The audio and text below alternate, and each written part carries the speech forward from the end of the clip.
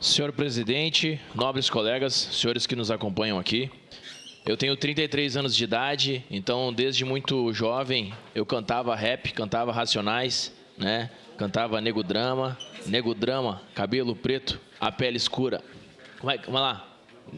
Quem canta comigo? Ninguém canta? É, Nego Drama. Pessoal, eu tive o prazer de conhecer o Filho do Rei. Não sei se os senhores conhecem o Filho do Rei. É um rapaz que canta rap evangélico.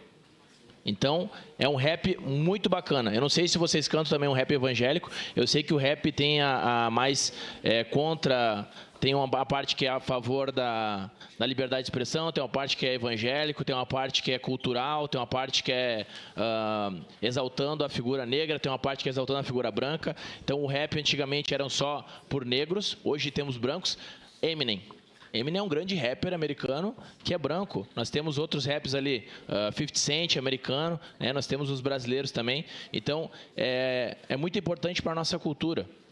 Isso está na cultura brasileira. O Brasil é uma mistura, uma miscigenação de raças. Então, isso é muito importante. E ver os jovens se sentindo representados por isso, para nós, como legisladores, é muito importante. Nós ficamos muito felizes em aprovar esse festival Revolução aqui no nosso município. E também eu gostaria de, assim como o vereador Tenente Cristiano Becker solicitou, aqui ver uma batalha, né, para a gente ver os senhores exaltando aqui a nossa cidade.